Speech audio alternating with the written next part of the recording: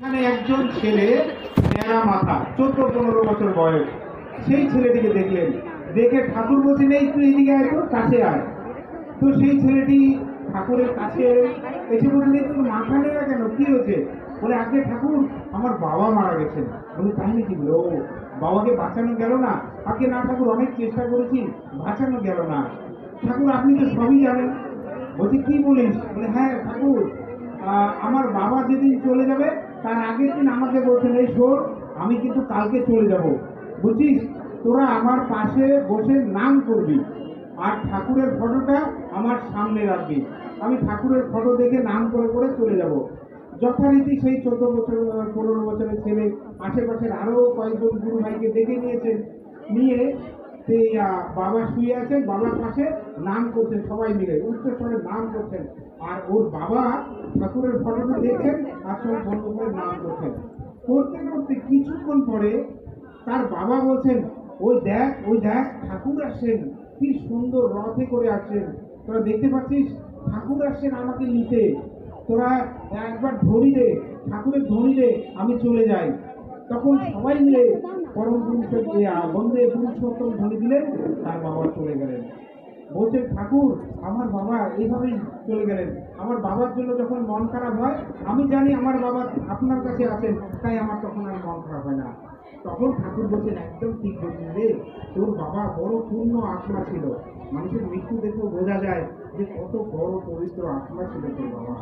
তো যাই হোক, তুই ভালো আছিস তো? তুই ঠাকুরের কাজ করবি, পড়াশোনা করবি, পাশে পাশে প্রত্যেকটা গুরু ভাইয়ের আপদে বিপদে পাশে দাঁড়াবি। তো এই হচ্ছে আমাদের দয়াল ঠাকুর। আমরা এমন একজন দয়াল ঠাকুরের দীক্ষায় দীক্ষিত হয়েছি যে আমাদের কোনো ভয় নাই। সর্ব অবস্থায় দেখবেন, চরম মুহূর্তে তিনি আমার পাশে দাঁড়িয়ে আছেন, সব সময় আমার পাশে থাকেন। এখানে একজন গুরু ভাই করোনার সময়, উনি পুলিশের চাকরি করতেন। উনার স্ত্রী করোনা হয়েছে, হাসপাতালে ভর্তি। হাসপাতাল থেকে ফোন করেছেন যে আগামীকাল হয়তো আপনার স্ত্রীর লাস্ট দিন, আপনি মানসিকভাবে তৈরি থাকেন, কালকে হয়তো আপনার স্ত্রীর লাশ নিয়ে যেতে হতে পারে। সেই দাদা পুলিশের চাকরি করে, এদিকে ডিউটি করা, এদিকে ওনার এক ছেলে এক মেয়ে ছোট ছোট, কি হবে? তিনি এখন ভাবে ঠাকুরকে ডাকছেন, ঠাকুর তুমি ছাড়া আর তো কোনো ভরসা নাই, তুমি দেখো ঠাকুর, দয়া করো। সেই উনার স্ত্রীকেও ফোন করে জানাচ্ছেন, যাওয়ার উপায় নাই। বলছে, তুমি দেখো কি হবে না হবে আমি জানি না, তুমি শুধু ঠাকুরকে ডাকো, ঠাকুরের নাম করো। সেই বাড়ির মাও হাসপাতালে বেডে শুয়ে শুয়ে শুধু নাম করছেন। করতে করতে দেখুন, নাম করতে করতে ঘুমিয়ে পড়েছেন। ভোরবেলা দেখছেন যে স্বয়ং ঠাকুর এসে ওনার শরীরে হাত বুলাচ্ছে, বলছে, এই তুই চিন্তা করছিস কেন, আমি আছি তো, কিচ্ছু হবে না। বলে ঠাকুর ওনার গায়ে হাত বুলিয়ে দিলেন। বুলিয়ে দেওয়ার পর তারপরে কিছুক্ষণ পর তার ঘুম ভাঙলো। ঘুম ভাঙার পর দেখে যে তার যে করোনার প্রকোপ ছিল, করোনার যে জন্য শরীর দুর্বল ছিল, কিচ্ছু নেই, একদম ভালো হয়ে গেছেন। পরে সকালবেলা যখন ডাক্তার সিস্টার আসছেন, এসে দেখছেন, আরে এই পেশেন্ট তো চলে যাওয়ার কথা আছে। উনি দেখছি দিব্যি উঠে বসে আছেন, বাড়িতে ফোন গেছে। এবার উনার স্বামী ফোনটা, যে হাসপাতাল থেকে ফোন, উনি ভাবছেন এবার তো লাস্ট ফোন, ফোন ধরবেন কি ধরবেন না ভাবছেন। তাও ভাবছেন যে ধরি, কি বলেন। তো ফোন ধরে বলছেন যে, দেখুন আপনার স্ত্রী একদম সুস্থ হয়ে গেছেন, আপনি আপনার স্ত্রীকে নিয়ে যান। এই হচ্ছে তার দয়া। এইভাবে অদ্যাবধি লীলা করেন গোড়ারায়, কোন কোন ভাগ্যবানও দেখিবার পায়। এই যে তিনি কিন্তু লীলা করে যাচ্ছেন, তিনি কিন্তু সবাইকে দয়া করার জন্য আসেন। দয়া যে পাবো তার জন্য আমাদের করতে হবে। এই করার জন্য তিনি বলছেন যে যজন যাজন ইষ্টনীতি সৎপ্রেমী সদাচার, এই যে 5টা নীতি, এত সহজ সরল নীতি তিনি দয়া করে দিয়ে গেলেন। এবং আমরা যেন ঠাকুরকে নিয়ে চলতে পারি, তার জন্য তিনি দয়া করে আচার্যদেব রেখে গেলেন। আচার্যদেব হচ্ছে আচরণ সিদ্ধ ব্যক্তিত্ব, যিনি ঠাকুর যা যা বলেছেন তিনি সমস্ত কিছু তার জীবনে পালন করে দেখাচ্ছেন, যে কিভাবে ঠাকুরকে নিয়ে চলতে হয়, কিভাবে সংসার জীবন পালন করতে হয়, কি করে সন্তান পরিচর্যা করতে হয়, কিভাবে পারিপার্শ্বিক সবাইকে নিয়ে চলতে হয়। তো এই হচ্ছে আচার্যদেবের একটা দয়ার ঘটনা বলি। আচার্যদেব নাট মণ্ডপে বসে আছেন দেওঘরে। আমরা যারা যারা গেছি আমরা জানি তিনি নাট মণ্ডপে বসেন সকালবেলা এবং রাত্রেবেলা। তো 10টার সময় নাট মণ্ডপে বসে গেছেন, আমিও সেই সময় নাট মণ্ডপে আছি, আপনাদের পাশেই বসে আছি। সূর্যপদ বিঙ্কি দাও বসে আছেন এবং অগণিত দাদারা মায়েরা সামনে বসে আছেন সবাই, এবং বিভিন্ন গুরু ভাইরা একে একে আসছেন। তো সেখানে থেকে একজন ঋত্বিকারা এলেন, উনি দুজন মেয়েকে নিয়ে আসেন, এই 17-18 বছরের দুটি মেয়েকে নিয়ে এসে আচার্যদেবের সামনে যে প্রণামীর বাক্স থাকে তার পাশে ওই মেয়ে দুটিকে বসিয়ে আচার্যদেব বলছেন, আগে আমি দীক্ষাপত্রের কাজে গেছি, গিয়ে দেখি এই একটা গ্রামে গেছি, গ্রামে গিয়ে দেখি এই মেয়ে দুটিকে ঘরে তালাবন্দি করে রেখেছেন, এদেরকে শিকল দিয়ে বেঁধে রেখেছেন। তো আমি জিজ্ঞাসা করলাম কি হয়েছে এদের, বলছেন যে এদের মধ্যে অশরীরী আত্মা ভর করেছে, এরা অন্যরকম আচরণ করছে, তাই আমরা এদেরকে ঘরে বন্দি করে রেখেছি।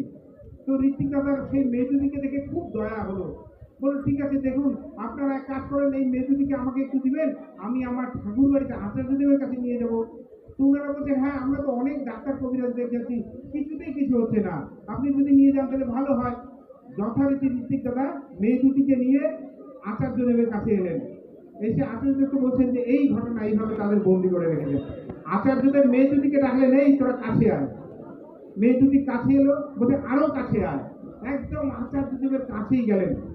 কাছে যাওয়ার পর কিছুক্ষণ পরে মেয়ে দুটি উচ্চ স্বরে চিৎকার শুরু করলেন, প্রচন্ড চিৎকার। সেই চিৎকার শুনে আশেপাশে সবাই যে যেখানে ছিল সবাই নাক মণ্ডপে ছুটে এলো, আরে বাপরে কি হলো, কিসের এত চিৎকার, এবং চিৎকার করছে আর ওই মেঝেতে বাড়ি মারছে মেয়ে দুটি। তারপরে চিৎকার থামানোর পরে উচ্চ স্বরে কান্না শুরু করলো, প্রচন্ড কান্না করছে, কান্না করতে করতে কান্নাও থেমে গেল।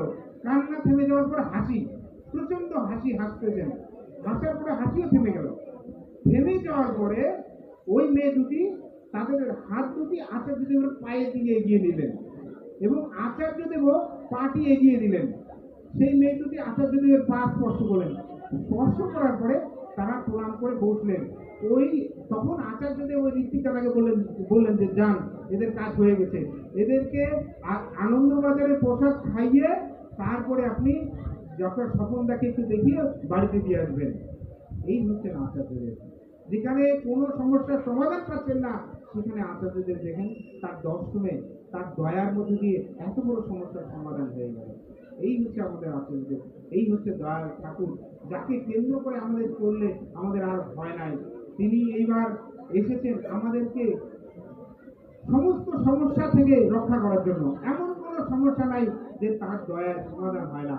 আজকে দেখুন প্রত্যেকটা পরিবারের নানা রকম দাম্পত্য কলহ, ছেলে মেয়ে কথা শোনে না, নানা রকম সমস্যা, কিন্তু আচার্যদেব কি বলছেন, ডিপি ওয়ার্ক করেন। একটা ভাই, ও আসার কথা ছিল স্কুল করার জন্য, আসতে পারলো না, কাজে ব্যস্ত আছে। সেই ভাইটি কি হলো, কোনো কাজ করতে পারছে না, এলোমেলো জীবন হয়ে গেছে, কি করবে দিশা পাচ্ছে না। তখন পূজ্যপাদ অবিন্দবা আমাদের বললেন যে 7টা জেলায় ডিপি ওয়ার্ক করতে বেরোতে হবে।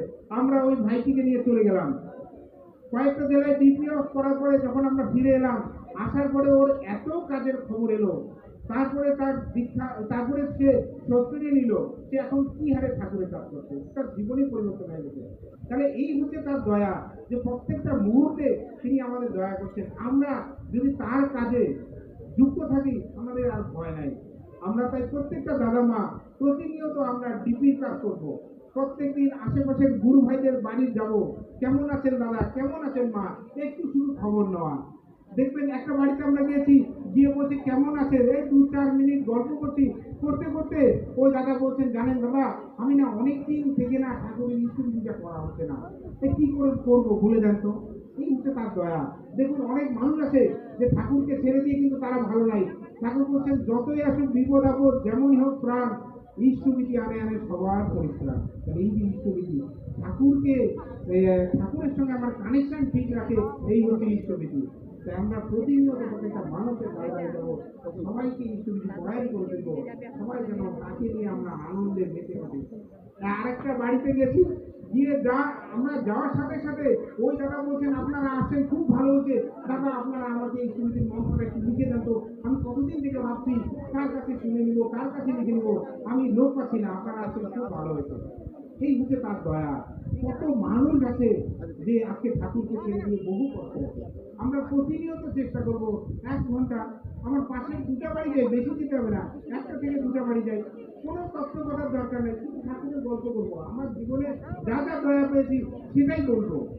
দেখবেন এর মধ্যে দিয়ে বহু বহু মানুষ আমরা পুনরায় ঠাকুরের দয়া নিয়ে আসবো।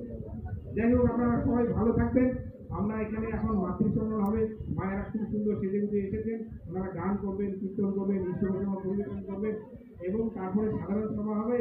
আমরা সবাই ঠাকুরকে নিয়ে খুব আনন্দ করব। জয় গুরু।